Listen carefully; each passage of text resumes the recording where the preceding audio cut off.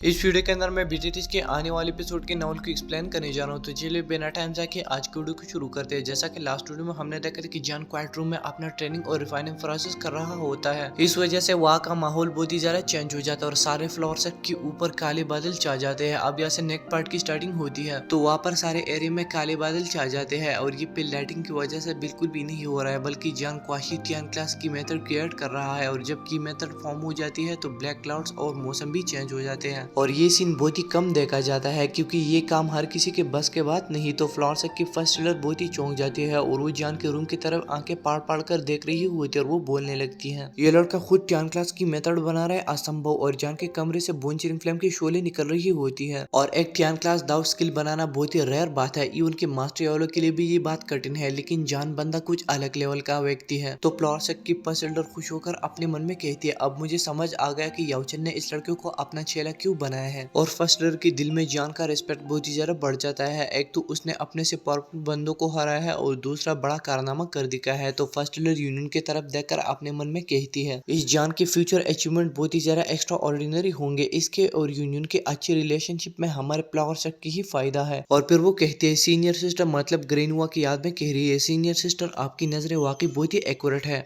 और इतने में सारे फ्लावर सेट में काले बादल छा जाते हैं और सारे स्टूडेंट इसे देखकर बहुत ही ज्यादा डर जाते हैं। तो फिर इसके बाद जॉन की रूम से गर्म द्विकी की पिलर निकल जाते हैं और सीधा आसमान की तरफ जाते हैं। इस वजह से वहां पर बहुत ही बड़ा ब्लास्ट होता है। और फिर इसके बाद हम लोग जॉन को देखते हैं जो अभी के लिए आसमान में खड़ा होता है और अपने रिट्रीट से वो बाहर आ चुका है। और जब जॉन एनवायरनमेंट को देखता है तो वो भी थोड़ा सा हैरान हो जाता है। तो जॉन अपने हाथ की तरफ देखकर कहने लगता है, क्या ये टियान क्लास की मेथड में इवॉल्व हो चुका है या फिर नहीं, मतलब फ्लेम मंत्रा। और फिर जॉन अपने आंखें बंद कर देता है और फ्लेम मात्रा एक बार फिर सर्कुलेट हो जाती है। और जब फ्लेम मात्रा सर्कुलेट हो रही थी तो 1000 फीट रेडियस में नेचुरल एनर्जी आने लगती है और जान के बाड़ी की तरफ जाती है। और अभी के लिए फ्लावर सेट के सारे लोग दंग रह गए थे कि ये क्या हो रहा है। और जो एनर्जी आ रही थी इसमें इम्प्योरिटी भी थी, लेकिन जान का हेवनली फ्लेम उसे फिल्टर कर देता है। और फिर जान बोलता है, मेरी स्ट्रेंथ इस वक्त 4 स्टार डाउजन लेवल पर है। और वो अपने शरीर के हालात को महसूस कर लेता है। बोन चिलिंग फ्लेम को निकलने के बाद उसकी स्ट्रेंथ सिर्फ 2 स्टार बढ़ी है। हालांकि वो इस रिजल्ट के लिए मेंटली तैयार था, मगर ये नतीजा फिर भी उसके लिए कुछ मायूसी का सबब बन रहा था। अगर दूसरे इलेट डाउजन उसके इस सोच से वाकिफ हो जाते तो मुमकिन था कि वो फौरन खून के कतरे मुंह में भर के थूक देते। 10 साल या इससे भी ज्यादा अरसा की मेहनत उसने सिर्फ 1 महीने में मुकम्मल कर ली थी। अगर फिर भी वो उदासी महसूस करता है तो शायद उसे सीधा किसी पत्थर से अपना सर फोड़ देना चाहिए। तो जान अपने आप से कहता है, 4 स्टार डाउजन चलो ठीक है। थोड़ी देर के लिए मायूसी महसूस करने के बाद जान ने फौरन अपना ध्यान वापस ले लिया। और ये रिजल्ट जान के अंदाजे के मुताबिक था। इस वक्त उसने 4 किस्म के हेवनली फ्लेम निकल चुके थे। चाहे हेवनली फ्लेम की पावर ग्रेट थी, लेकिन किसी भी चीज को ज्यादा मकदार में लेने से उसका असर पहले जैसा नहीं रहता।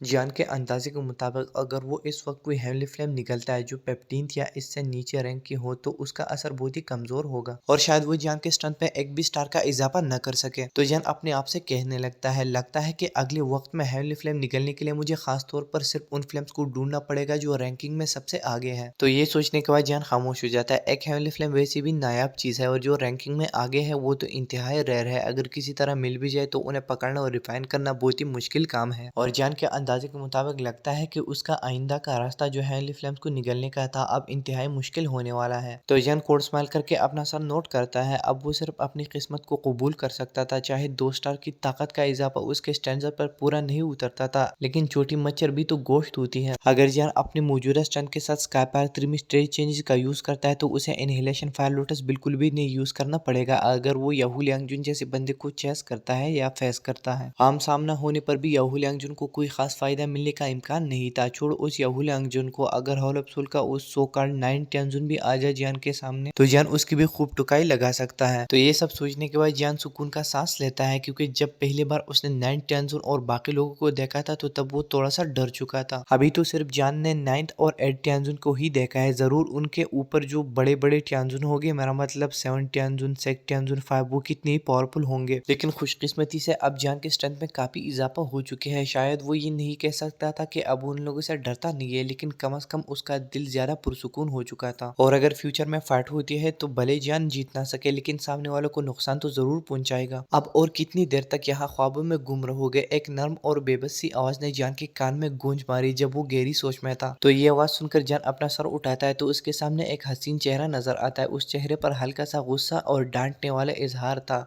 लेकिन वो चेहरा इतना दिलकश था कि नजर हटाना उससे मुश्किल था। जियान ने मुस्कुराया, यूनियन की तरफ देखा, फिर अचानक उसका हाथ पकड़ लिया। तो जियान का ये हरकत सबके सामने देखकर यूनियन का खूबसूरत चेहरा शर्माहट से लाल हो जाता है। तो यूनियन अपना हाथ छुड़ाने की कोशिश करते हैं, थोड़ा सा खपा होकर जान से बोलते हैं, छोटे बदमाश, क्या तुम वाकई बदमाशी करने के आदी हो गए हो? जान हैरान रह गया जब उसने यूनियन की शर्म भरी आवाज सुनी। उसने उसकी लाल हुई चेहरे की तरफ देखा और बोला, मैं तुम्हारे जिस्म के अंदर द्वी की सील देख रहा हूँ। तो ये और सुनकर यूनियन भी हैरान हो जाती है। उसने कुछ शक भरी नजर से जान को देखा। कुछ लम्हों बाद उसका जूझता हुआ हाथ आहिस्ता से सुस्त पड़ जाता है। तो ये देखकर जान के चेहरे पर स्माइल आ जाती है। उसका हाथ यूनियन के बाजू पर था। उसने अपनी आंखें बंद कर ली और उसका हाथ पकड़ लिया। तो तभी जान के हाथ से एक स्पिरिचुअल स्ट्रेंथ निकलकर यूनियन की बॉडी में एंटर हो जाती है। जब जान ने आंखें बंद की तो यूनियन ने धीरे से एक सांस ली, लेकिन यूनियन अभी भी बहुत शर्मा रही थी। चाहे इस लड़के का इरादा जो भी हो, लेकिन ये जगह तो एक पब्लिक मकाम था। नीचे प्लांट्स के बहुत सारे स्टूडेंट्स और एल्डर मौजूद थे। अगर उन्होंने ये मंजर देख लिया होता तो क्या सोचते। जब यूनियन अपने दिल में शिकायत कर रही थी, जियान ने धीरे से अपने आंखें खोली। इस वक्त उसके चेहरे पर एक नया सा गंभीर लहजा था। यूनियन के जिस्म में जो द्वी की सील थी उसने उसे भी हैरान कर दिया। तो जियान को एक ख्याल याद आ जाता है कि टीचर के कहने के मुताबिक वो ग्रेन हुआ एक एलीट डाउजन थी, जिसका लेवल 8 या 9 स्टार डाउजन लेवल का था। उसकी पूरी जिंदगी की द्वी की एक आम डाउजन को भी चूर चूर कर सकती है। तो जियान की आंखें चमक उठती है जब उसने ये सोचा यूनियन के जिस्म में वाकई में एक अजीम और बहुत ही पावरफुल द्वी की मौजूद है। लेकिन ये द्वी की एक बहुत ही पावरफुल सील के जरिए पूरी तरह से बंद थी। यूनियन को अपनी ताकत के बावजूद उसे उस सील को तोड़ने और उस बेपनाह द्वी पर काबू पाने में काफी वक्त लगेगा। तो जियान यूनियन का हाथ छोड़कर उसकी तरफ देखकर कहता है, ये ग्रेन हुआ बहुत ही ज्यादा एहतियात पसंद है। जो सील उसने लगाई है वो हद से ही ज्यादा पावरफुल है। तुम्हारी मौजूदा स्ट्रेंथ के साथ तुम उसे थोड़ी तेजी से रिफाइन तो कर सकती हो। तो यूनियन जान से बोलने लगते हैं, तुम भी जानते हो कि ये सील इंतहाई पावरफुल है। मेरी ताकत के साथ तो मैं इसे तोड़ ही नहीं सकती। मैं सिर्फ वो द्वी की एब्जॉर्ब कर सकती हूँ जो सील से हल्की सी निकलते हैं। फिर भी पहले के मुकाबले में मेरी ट्रेनिंग स्पीड अब काफी बेहतर है।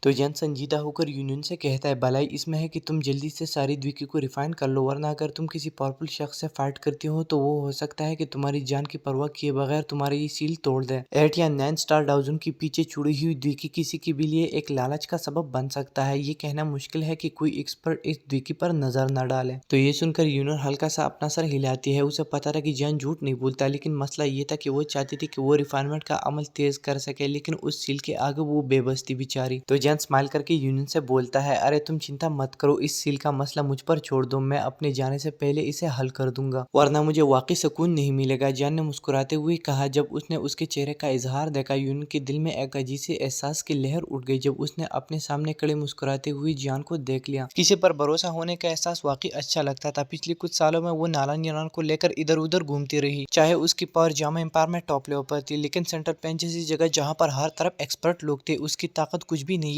दो खूबसूरत औरतें नेचुरली बहुत ही नजरों का मरकज बन जाती है। इसलिए यूनियन ने नालान को लेकर प्लांसक को ज्वाइन कर लिया और यूनियन का सिर्फ एक ही मकसद था, वो था सुकून। लेकिन ये अनएक्सपेक्टेड था कि यूनियन प्लांसक की चीफ बन जाएगी। तो यूनियन हल्का सा सांस लेकर जान से कहती कि आपका शुक्रिया। तो ये सुनकर जान थोड़ा सा परेशान हो जाता और उसके खूबसूरत चेहरे की तरफ देखकर पूछता है, क्या ये जरूरी था? यूनियन ने अपनी खूबसूरत आंखें उठा ली। जब उसने जान के नाराज लहजों को महसूस किया, उसने अपनी परेशान शक्ल देखी और बेख्तियार मुस्कुराई। और हमारी जान को थोड़ा सा अफसोस था कि उसकी वजह से प्लांसक में इतना हंगामा हुआ। उसने खासतौर पर प्लांसक के फर्स्ट टीलर से माफी भी मांगी। अब जबकि फर्स्ट टीलर जान और फॉलिंग स्टार पुलिन के साथ रिश्ता बनाना चाहती थी, तो वो इस बात को दिल पर नहीं लेती है और इस तरह ये छोटी सी बात यूं ही खत्म हो जाती है। वो जो अननेचुरल फिनोमेना था उस पर भी प्लांसक की डिसेबल ने 2-3 दिन तक चर्चा किया था। तो फिर इसके बाद सीन कट होकर हम एक कमरे के सीन को देखते हैं, जहाँ पर अभी के लिए एक खुशबूदार माहौल था जो पेल पिंक रंग से भरा हुआ था और पहली नजर में ये लगता था कि ये किसी लड़की का कमरा है। और फिर हम देखते हैं कि अभी के लिए जान और यूनियन एक कमरे के अंदर बैठे हुए हैं और तभी जान अपने 3000 लोटस चिलिंग हार्ट फ्लेम को बाहर निकाल लेता है और यूनियन से बोलता है, मैं थोड़ी देर बाद एक क्रैक क्रिएट करूंगा जो तुम्हारी रिफाइनमेंट में मदद करेगा। शायद इससे तुम्हें दर्द हो थोड़ा सा, तो तुम बर्दाश्त कर लेना।